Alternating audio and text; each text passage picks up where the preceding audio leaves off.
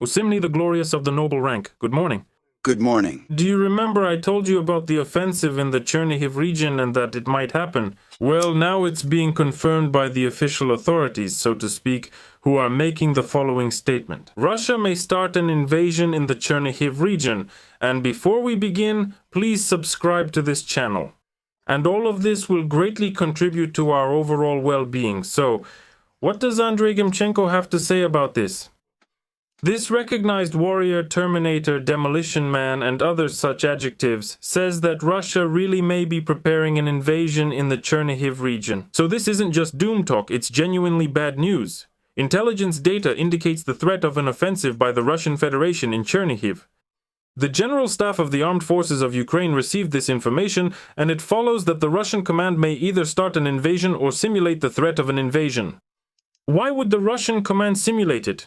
Demchenko didn't say anything about the threat of invasion. Besides, of course, the Russian command can attack Ukraine, but usually it's the soldiers and officers, the junior officers, who do that. So honestly, I don't even know what to say about this, but alright. The border is under control, says Demchenko. And he also answered the question about how to distinguish demonstrative operations from preparations for a real offensive. Quote. The General Staff also noted that there is intelligence indicating that the enemy plans to use this section of the Ukrainian border in the Chernihiv region for an attempted invasion, or even without having sufficient forces to undertake such demonstrative actions, so that Ukraine would transfer additional forces to this sector, preventing them from being used in more important areas. That's the kind of strategy they're using. In addition, he emphasized that there is no observed increase in enemy activity, meaning the Russian armed forces. And there are no infantry groups trying to cross the border. A little digression. And so, everyone came to the conclusion that all of this might still be ahead, and it's impossible to know for sure. So, what else does he say? The fact is that the Ukrainian command regularly reports on the situation at the front. 2 or 3 times a day, or even more often, but the reports don't mention any threats to the Chernihiv region. That's the problem. The analytical map of the Deep State project shows the direction of the operation, the border breach that occurred in February 2022. You can see that Russia advanced along 5 routes toward Kyiv and Chernihiv. 3 breakthroughs happened at the border of Chernihiv region and Belarus. 2 at the border with Bryansk region. In the summer I appeared. Honestly, I don't know why they remember this, but as they say, well, I spoke and talked and ended up crying from the effort. I, who seems to be a true Ukrainian. So, it seems like there's a threat, but it's like, the reproductive organs of, let's say, a mild toadstool. Everyone knows they exist, but few have seen them. If you've seen them, write in the comments. Unfortunately, besides that very breakthrough in Chernihiv, there are actual shelling of Ukraine. And here we're told that Kyiv and the region were engulfed in fires after the Russian attack. Let's see what they're saying here. There's this rather grim picture, and they're reporting that Kyiv has been engulfed in fires as a result of the massive Russian attacks. On the night of August 5th, which is the very day this video is being recorded, the Russians launched a massive strike on Kyiv and the Kyiv region using ballistic missiles. As a result of the shelling, damage was recorded in the capital, at least in 4 districts. There are also reports of damaged residential buildings and warehouses, as well as injuries. There are several problems in Kyiv. First, the Obolonsky district. Here, warehouse buildings at 2 addresses caught fire. Plus, there was a fire in a residential building. In the Sviatoshinsky district, there are also warehouse facilities. In the Holosivsky district, a 1-story warehouse building. And in the Desnyansky district, a warehouse building is also on fire. You can see it happening here. Okay, that's it. They're running away, shields. Thank God there's still some protection. I can't imagine how this fire can be put out. What did you just call me? Cosmo now.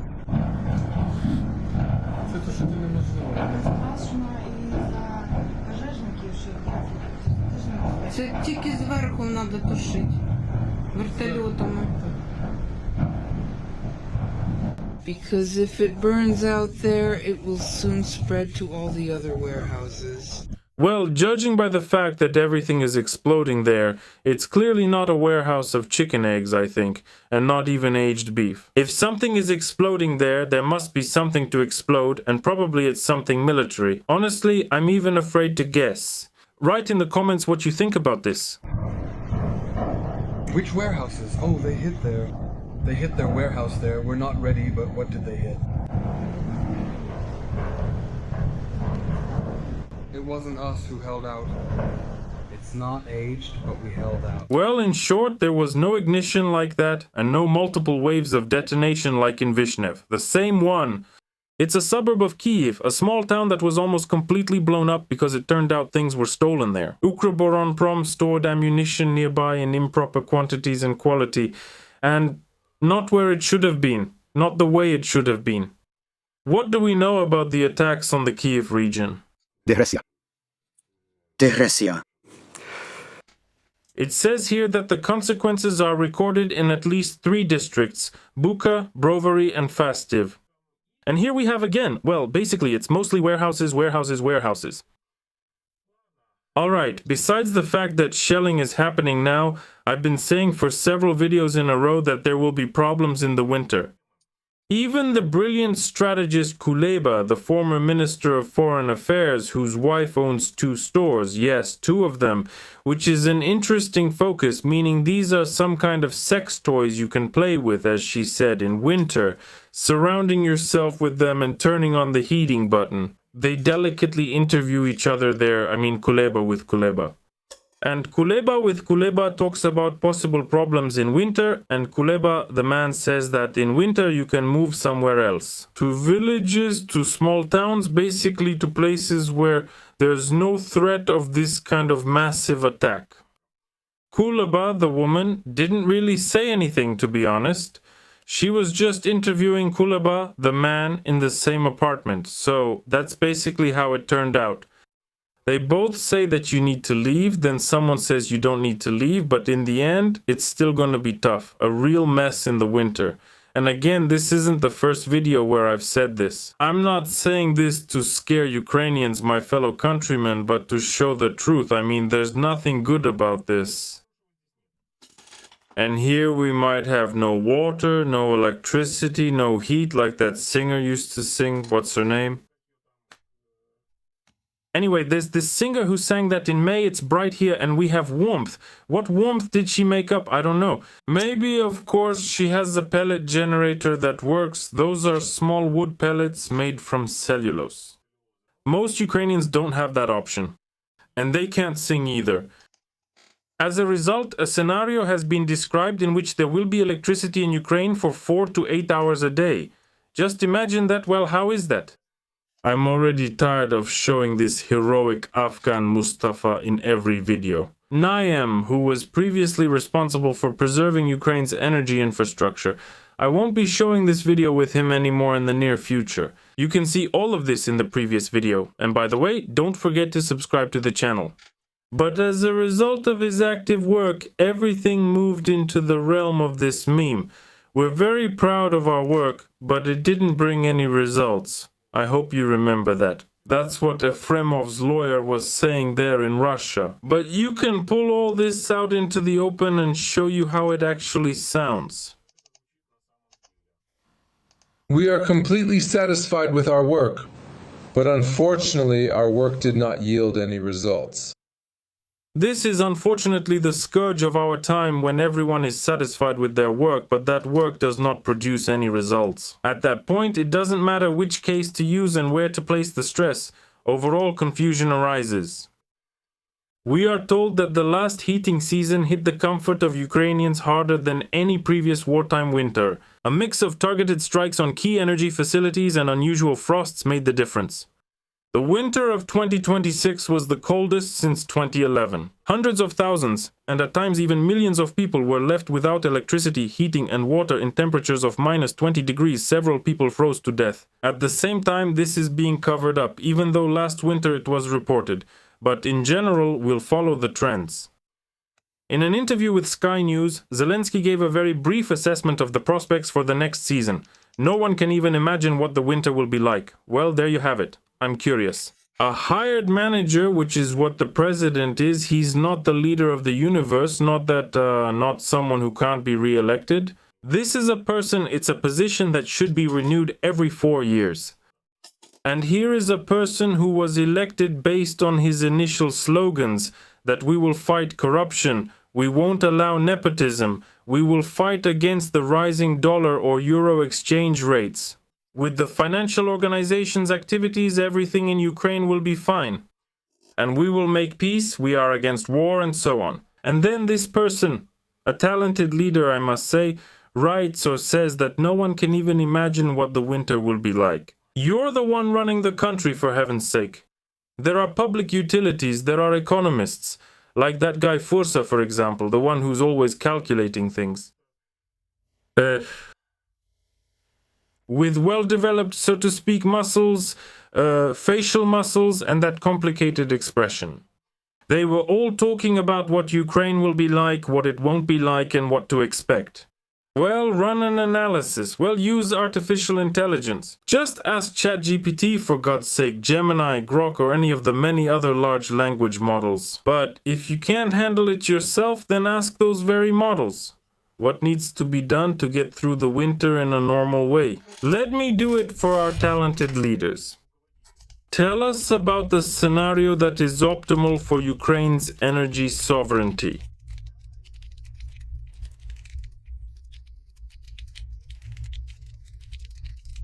Let us explain. That is a scenario in which to the residents, they provide electricity, water, and heat.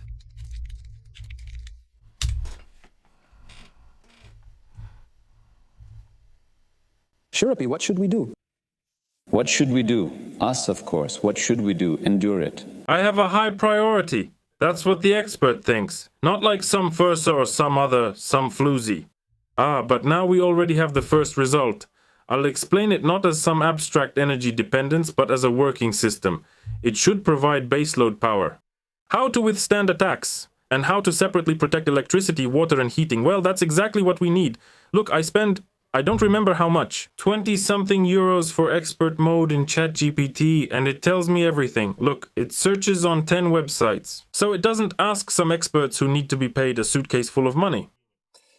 It creates an energy strategy. It has already created an energy strategy. You don't need tens of thousands of approvals per month there. Various upheavals and disruptions, changes of leadership, and so on. ChatGPT writes, in complete isolation from Europe. Not an attempt to produce 100% of its own energy, an optimal model. This is a system that, first, it doesn't collapse after the destruction of a major power plant. It is able to continue supplying cities with water and heat even when the energy systems are separated. It uses its own generation. And this is especially important because of the damage and heating. Look, there are even estimates. By the end of 2025, it will reach 25 billion. The need for recovery is almost 100 billion. That is, simply restoring the pre-war system to its previous state is not possible. The main structure of the system is simple and self-explanatory, I understand. ChatGPT can make mistakes. There may be some issues. But I would like to hear from any of my viewers who are specialists in energy infrastructure. I would like to hear from you, dear viewers, what you think about this plan. As an expert in several fields, let's put it this way. I have asked ChatGPT more than once in a roundabout way, and let's say 90% of the answers are quite acceptable. That means you need 3 operational nuclear power plants. They provide about half of Ukraine's available generation. As far as I remember, about 9 are needed now. They provide 7.7. Without them, stable supply to large cities is a problem. Second, I'll be brief now. I won't read all of this. Don't worry. A network of small power plants is being built around the cities. This is what Mustafa Naim talked about there. And his brothers bought them. I'll keep reminding you.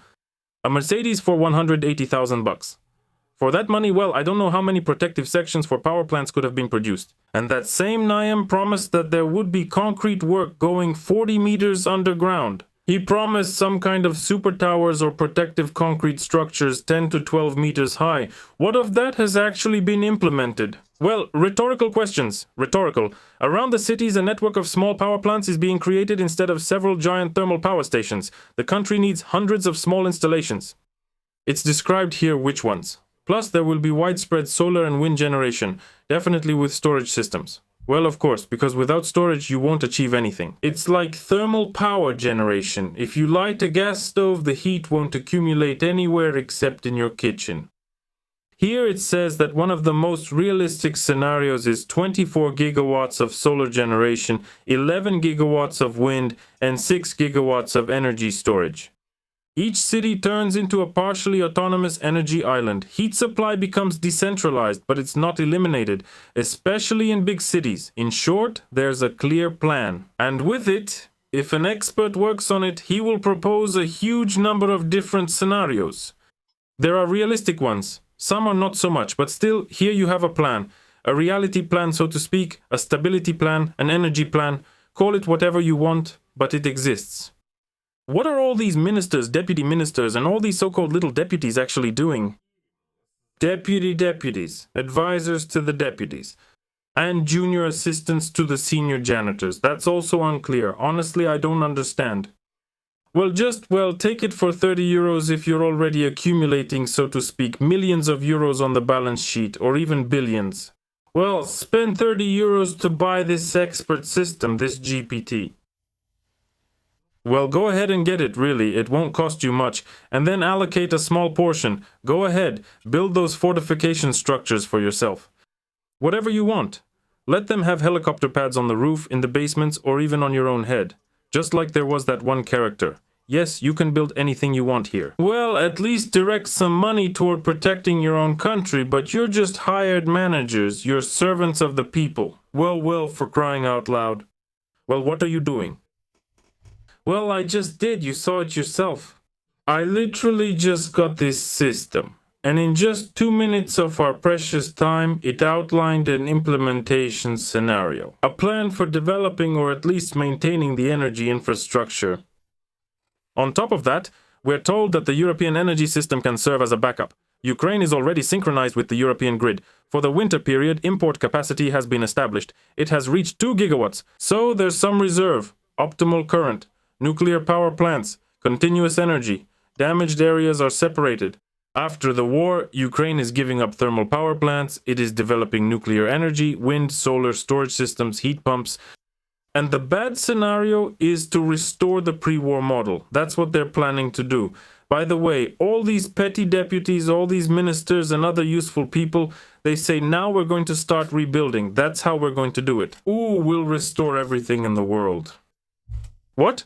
Why? For what reason? It's absolutely impossible to understand. But the only thing left is to join the European Union if you don't implement all this. And by the way, I already mentioned in the previous video that the head of the European Investment Bank said there will be no European Union. Zaluzhny said that in 12 years he has become completely disillusioned with NATO. No matter how much people respect Zaluzhny, let's put it this way, they talk about him in different ways behind closed doors. But he believes that Ukraine doesn't need NATO at all. And now suddenly they're telling us about NATO again, about this European Union. People in Ukraine are already tired of putting this European Union on a pedestal. Yeah, they're opening some 4 more clusters. Directions for more intensive work. 2 clusters have already been opened. On our part, everything has been done to ensure a positive decision. Ukraine is working on something over there. They're making the most of everything. All opportunities, like they're using smart words, basically. I can give you a speech right now for about 10 minutes. It would be meaningless, but with smart words. I don't think anyone would be happy about that. But powerful leaders post their little selfie videos every evening. And they talk about segregation, denazification, what do they call it? Deep strike, mid-strike. And the word ceasefire has stopped being used, thank God. It annoyed me the most, in ceasefire. Well, what can we say here? Let's bring in an expert. Yes. That's the right thing to do. Now let's take a look. Let's see what our powerful leaders think. Here we have, for example, who? Osachuk is speaking again. No, we've already broadcasted this character with his little chair. So let's take someone else. Alright then, General Krivonos. Why? He usually sat with his fireplace behind him. He has a fireplace. Obviously everything is fine at his house. And the fireplace in the Ukrainian language is decorated with marble monophore. The design, so to speak, has been developed for it.